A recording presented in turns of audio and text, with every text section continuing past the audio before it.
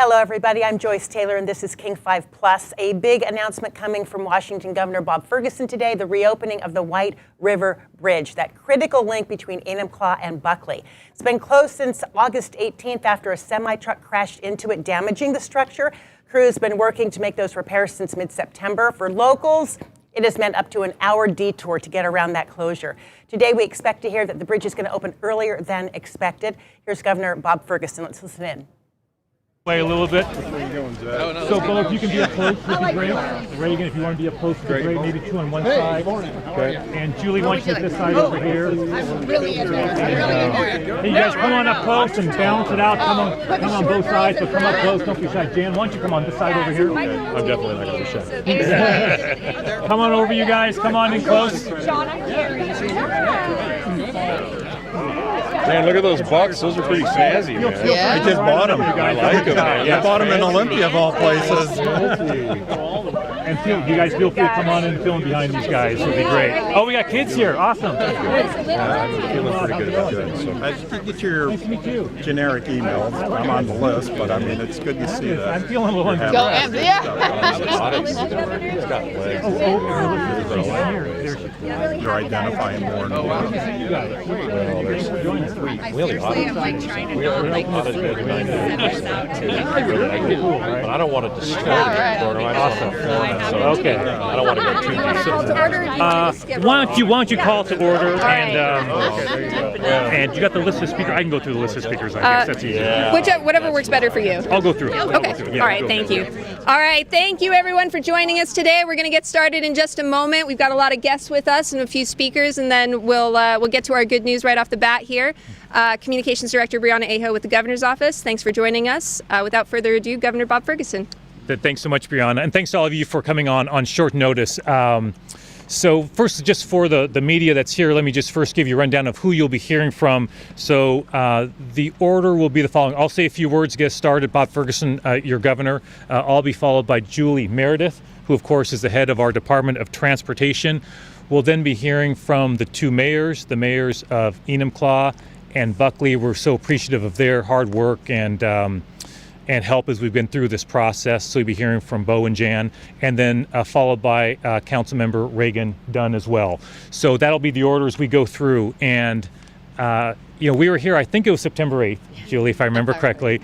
And, we understood how challenging the situation was for the community, for individuals, for businesses, you name it.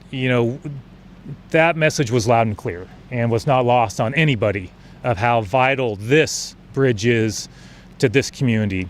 And, what we pledged at that time was we would do everything we could, working together, working with our partners, the workers, the elected officials, the community leaders, businesses, do everything we could to open this bridge as soon as possible. Before that press conference, I talked to Julie and said, hey, what dates can we put out there? We need to put some dates out there, and you're always reluctant to put a date out there. A lot can go wrong on a project like this, to put that very mildly. But we just really felt we should put a date out there. And the range we gave was October 31st being the most optimistic, and November 15th. That was our range. And so we're very excited to announce today that this bridge will open tomorrow. So that is thanks to the hard work of everybody who made this possible. And just to be super specific about that, it'll open between 5 p.m. and midnight. That's the window. We're hoping it's on the earlier side of 5 p.m., but it'll be in that window. It'll open tomorrow. Of course, there'll be, once we know exactly the precise time, that will be, we'll send that out. Everybody's going to know about that. But we want people to know it's going to open tomorrow. And we're extremely excited about that. What I'll say is that, I think what Washingtonians want is, a government that works and solves problems and cuts through red tape and works together, right? Workers, leaders, all coming together to solve problems. And look, this was a problem. An overhyped truck, as you know, came through and did significant damage to this bridge. And we were deeply concerned to be many, many months before we could get this done. But I just so appreciate everybody who leaned into this. The workers who were literally here 7 days a week, right? That was clear direction from me on down. Had to be a 7-day-a-week operation to get this done as soon as possible.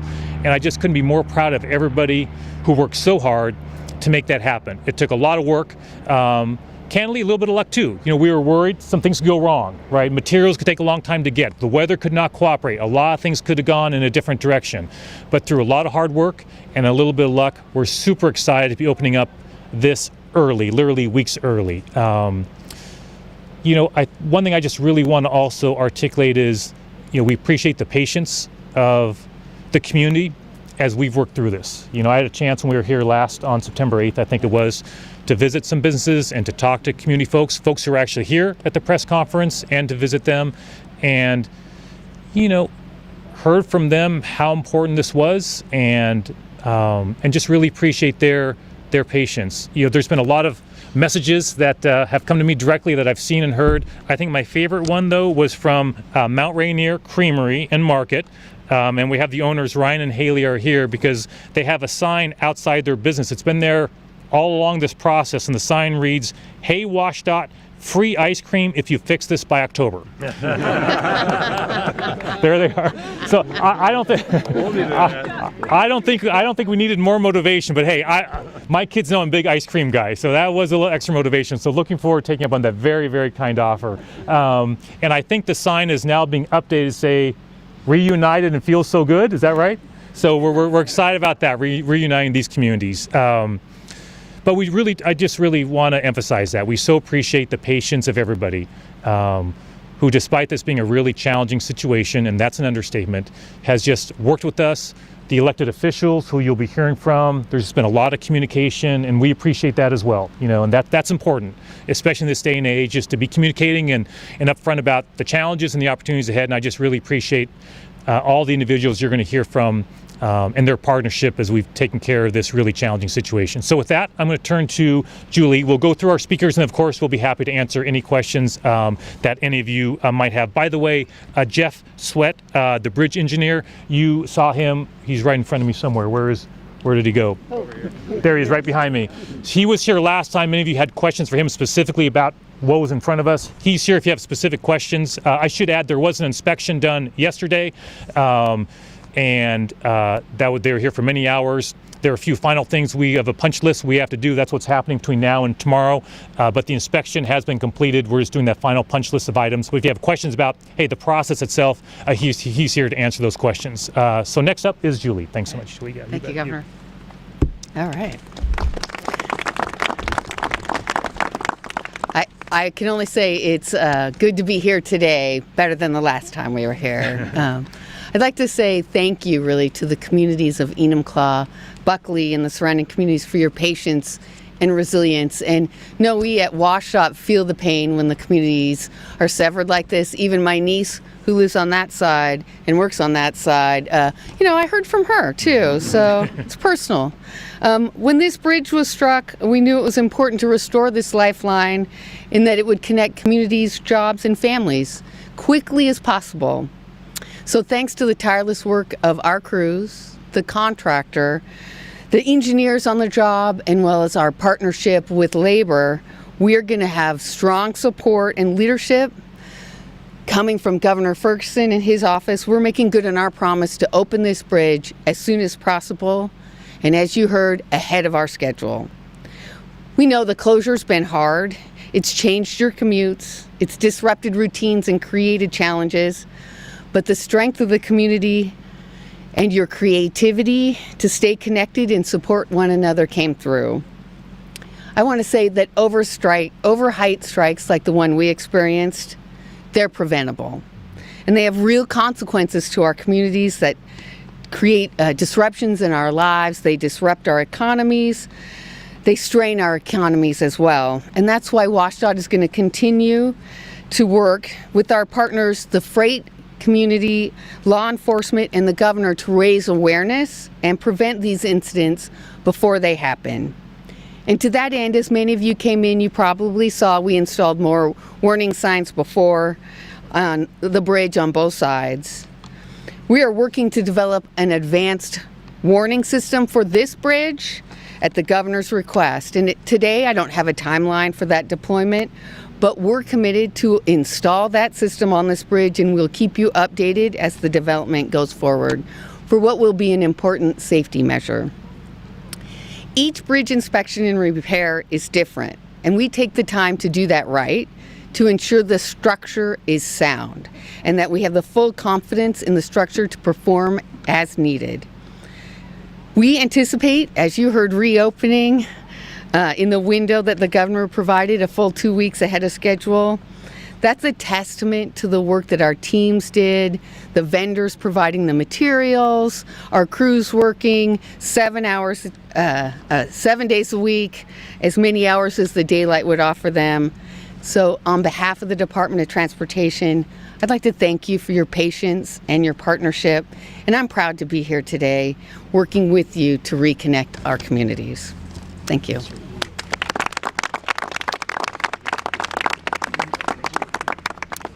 Jan Molinaro, I'm the mayor of Enumclaw, and welcome to what we hope will be the last time we have to stand here and deal with something like this. But I do have a few thank yous. First of all, thank you, Governor Ferguson. Thank you, Julie, and all the DOT people that are here and the entire DOT team. Thank you to the 5th Legislative. Lisa, Zach is here. I know Victoria, I don't think she was able to make it yet. Reagan, are you here? Oh, good work. There she is. Wow, good timing. Thank you, Lisa. Reagan Dunn, King County Council, and all the other King County Council members. It's been a heavy lift, as you can all imagine, and from the September 8th group meeting that we had here in practically the same spot. We've made tremendous strides with everyone, but I really, really want to say thank you to all the workers. They did this safely, and they did this way ahead of schedule, and I really think they're the ones that are the heroes here in this last month, is everyone who worked, the painters, I can't even go through the whole list of what they are, but I do want to thank them because, as you probably have heard, the communities, both Buckley and Enumclaw, economically, we've been hurting. Economically, businesses have applied to the SBA, and we thank those for being able to do something in terms of lending that loan for a year or 2 years, whatever their need is. But we really want to get this life back to a normal situation, and this allows us to do that. The one thing I learned, two things actually, I learned about this bridge closure. One is how closely our two communities, Buckley and Enumclaw, are economically. One business was hurting because people could not come from across the bridge to make an appointment or shop. The other thing is, because of the Foothills Trails Bridge that we thank the two counties and the state to be able to help out, that was a lifesaver. People who worked on each side of the county line were able to access that bridge and still get to work, and I think some people are actually enjoying getting a little bit more healthy, so it was a good thing. But I do want to thank everybody who's here and all the different people that were involved. And with that, let's get this puppy open at 5 p.m. tomorrow.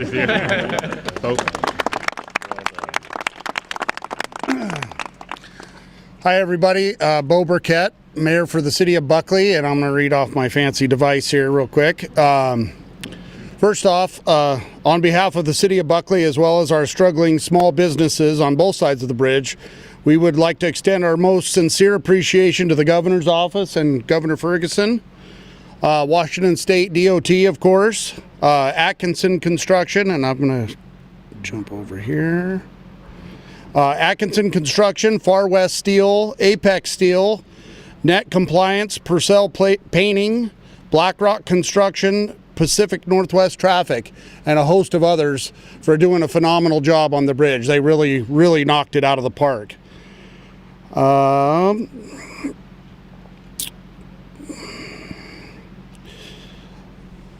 The recent emergency repair was handled with exceptional efficiency and timeliness. Your coordinated efforts under challenging circumstances are commendable, and your dedication to restoring service swiftly has not gone unnoticed. Thank you very much for everybody that's had a part in doing this. So thank you.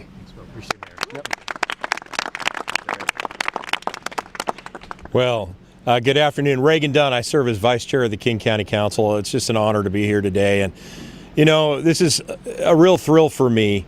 You don't often see such a quick turnaround and such a quick success story with government. Government tends to, if we can get it close to the deadline, we're doing good.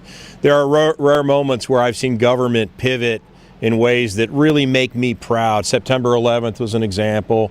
The pandemic is another. This is another example where the deadline was set at the best case scenario was Halloween all the way to mid-November. And because of the governor's leadership and the leadership of Secretary Meredith and all of the people working here today, they got it done early. And that matters. And it's huge because 22,000 people use this corridor back and forth. And when it's not here, not only are people not getting to their jobs, to their medical appointments, to their schools, but it's flooding the surrounding communities with traffic in a lot of different ways. And what you saw here was an example of governments working well together. You didn't see a lot of finger pointing. You didn't see a lot of, it's somebody's fault, it's not anybody's fault. You had the state and Washington State Department of Transportation. You had the governor's office. You had Buckley, you have Enumclaw, King County, Pierce County coming together to say, hey, what can we do to make it work? And they did it early, and they did it on time, on budget. And I just want to say how grateful I am, Governor Ferguson, for your lightning fast response to this. It's one of the best I've ever seen, and we should all be proud. So thank you, sir, for your great work. Thank you. You bet, man. Well, one last thing I'll say before taking your questions. I think, Julie, you mentioned, hey, putting up warning signs here and that there'll be an additional system in place to protect the bridge, and I think you credited me with that. And really, the credit goes to what I heard from the community when we were here on September 8th. What I heard from business folks and from the mayors was, yes, of course, we want to get this bridge fixed as soon as possible. That's the priority. But, hey, can we do something more to prevent this from happening again? Like, we understand it was an overheight truck damaged the bridge, but there's something more we can do to give a warning system so it doesn't happen again. We can't make guarantees on never happening again, but we can do more to protect it. And so really, my request to Julie really was an outgrowth, just want to be very clear about that, of those conversations, which I appreciate, and more to come. And I'm thankful the legislators are here as well, because we have work to do at bridges like this, really all across our state, right? We have, I'm learning as still a relatively new governor, these are unusual, but they're not, they happen. These things happen across the state, and when they happen, we've seen the impacts and the cost all adds up. And so this is something I'm very interested in putting additional resources. You'll see this in the supplemental budget I'll be proposing in a couple months, of more resources for things like this, to take care of our infrastructure that we need, but also try and protect it as well to avoid situations like this. So we just really appreciate all the feedback and look forward to that partnership going forward. With that, we're really pleased to answer any questions that anyone might have. Yep. Can you update us on the efforts to recoup the funds from the truck owners? So does Julie, do we have? It's really a Washington State Patrol sort of. So Julie's saying, hey, that's really, so the State Patrol is engaged on that. We can check in, and Brianna can follow up and see if there's any updates on that. I don't have an update for you right now, but we can check on that, Drew. In a case like this, though, taxpayers should not have to pay for this? I mean, will that be the argument? And can you explain maybe legally how that plays Yeah, into well, this? what I'll say is I don't want to get out ahead of sort of the legal folks and all that, right? But an overheight truck did the damage to the bridge, right? And so we're aware of that, and State Patrol will be taking the appropriate actions going forward. We are seeking federal reimbursements as well from the declaration of emergency that I gave. We're working through that process and hope to have good news on that as well. Thank you. Programs that businesses can apply to help the hit they took during this time? I know that Mayor Molinaro had mentioned Small Business Administration. Yes. Any other programs? I think that's the key one, right? Is that small business, and that is out there. I think there's a link on our press release that we put out. We'll be posting that as well. I think the cities are posting that as well, and it's being utilized in addition. So that is key, and that's the main place for folks to go. Open to other, if there's others, but I think that is where folks, that's the vehicle that folks can, and we encourage them to utilize that. How many businesses have applied for that so far? I'll repeat the question so folks can hear. Do we know how many businesses have applied for that? I don't have that. SBA guys. But we will I stopped by the office. They had 2 stand-up offices, and those are since removed. They've gone back to headquarters. They offered in-person traffic for a while, but that does not mean the window is still closed. You can still apply. They said regular traffic. They had regular appointments, so it was very well utilized. I'll get you exact numbers, too. Thanks, Jim. And so just repeat that so folks can hear that. Sounds like it's been utilized. Folks have been going through it, and it's still open. I just want to emphasize that. Right. It's still open. So that is important. And Brianna, we should probably, I think we are emphasizing that, but I think we want to make sure we're emphasizing that as well. Thanks for that question. Yes. Opportunity, this particular bridge here, to maybe put in place policies and protocols to help other railroad passes, other low-hanging bridges like this around the state? In terms of like a warning system for... So a couple things I'll say on that, and others may want to jump in as well, including Julie. And that's what I was alluding to just a few moments ago is, this situation I've learned, it happens.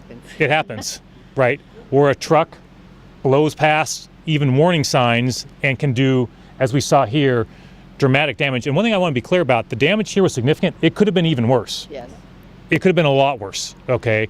And so I've had a lot of briefings about not just this structure, but structures all around the state. And so that's why you'll see in the supplemental budget I'm proposing is an emphasis on maintenance, preservation, and trying to protect these structures with additional warning systems.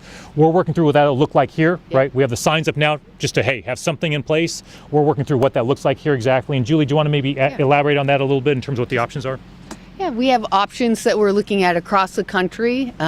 I want to emphasize that there is no option that prevents everything 100%, but we're looking at systems that will flash warnings ahead of time when they read. So we'll need power and connections to them. We have looked at systems where they have warning bumpers ahead, so you can do that kind of system. And we're trying to evaluate which is the best to put in this location. I want to point out that there are more than 200 bridges across the state that have similar clearance issues that this one has here. So sometimes our bridges get struck and it's not significant. Other times, like this bridge, it causes significant damage that needs to be addressed. And we're looking at the warning systems that could be in place, and I'd look forward to the governor's budget proposal so that we can address more across the state. Thanks so much. Any other questions? Ask questions of you for a while. Yeah, you've been busy doing other things. I wanted to ask you specifically about taxes, upcoming session, concerns about that. There's already talk of a budget shortfall, additional budget shortfall, and some majority members saying that it may in fact require additional taxes, but people are under such a great tax burden right now. What can you say about that? Sure. So there's not just talk of a budget shortfall, and I'll keep this short because we're really here for the bridge, but there's not just talk, that's a reality. There's a budget shortfall. The revenue forecast that we received in June and more recently last month show a shortfall of close to $2 billion for the next legislative session. We have one more revenue forecast in December that I'll get before I propose my supplemental budget. In addition to those challenges, we have from the federal government dramatic cuts to Medicaid. That's about $3 billion a year, to SNAP benefits and others. So there's huge challenges for us as a state. And so look, I'm mindful of all those factors and to make sure that we are balancing our budget, which we're required to do. And so you'll see a budget that's thoughtful in that way, that balances our budget. We're going to see significant reductions in our budget. There's no other way to balance that budget than doing that. But I don't want to give everything away before we propose the budget, but that gets proposed in about 2 months. Thanks so much. Appreciate it. I can assure you I hear on a regular basis from our Republican friends in the state legislature on a regular basis. During the last legislative session, for example, we held regular meetings, for example, with Senator Braun and Representative Stokesbury throughout the legislative session. Those are common. Senator Braun has my cell number. He calls me from time to time when he's got thoughts about the budget. So we're in regular communication on both sides of the aisle. Thanks for that. Appreciate it. Any other questions? If not, I just wanted to give one big round of applause for all the workers who have been here working so hard on this structure.